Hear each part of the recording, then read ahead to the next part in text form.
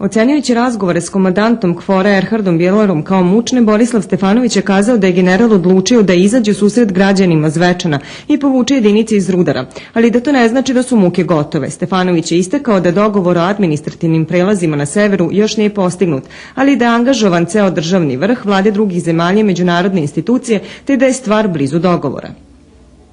I mogu da kažem ipak sa zadovoljstvom da je general Biler doneo pravednu odluku i pravu odluku da ne upotrebi silu na koju je bio autorizovan.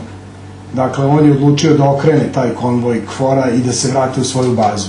To naravno ne znači da se ovakve scene neće ponavljati, nažalost, verovatno hoće, sve dok ne nađemo puno rešenje za oba administrativna prelaza i ne ispunimo sve zahteve građana i u osnovom vlade Republike Srbije o vraćanju na pređašnje stanje na tim lokalitetima. Sigurno je da su građani ovaj put pokazali zaista visok stepen zrelosti, smirenosti i svi su bili ujedinjeni kao jedan, ali potpuno mirni.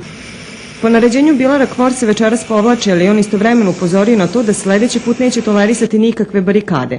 Do kraja večeri na barikadi u Rudarima okupilo se oko 1000 ljudi, a srpski zvaničnici pozdravili su njihovo mirno držanje i uputili apel prisutnima da takvi ostanu do rešenja trenutne situacije.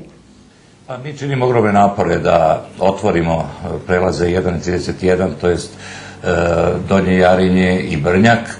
I ja se nadam da postoji razumijevanje i od strane KFOR-a i od drugih ovde međunarodnih zvaničnika, pre svega, znači EULEX-a, da je nedopustivo da bilo kakva humanitarna katastrofa, a svi znamo da ovde već postoji nestašica lekova, hrane, i mi smo im to preneli, upozorili na tu opasnost i ja hoću da verujem da postoji dobra volja da se i taj problem reši. Bogdanović i Stefanović pozvali su Srbe sa Kosova da izdrže još malo kako bi postigli sporazum da se stane u Brnjaku i na Jarinju vrati na staro i najavili da očekuju teške pregovore, ali i veruju u uspeh. Sa druge strane, glavnokomandujući Biler istakao je da je kontrola administrativnih prelaza političko pitanje na koje ona ne može da utiče, ali da se nada rešenju u najskorijoj budućnosti. Teritorija severa Kosova odsečena je od Srbije, a sve su brojnije i barikade Srba, ali i one međunarodnih snaga.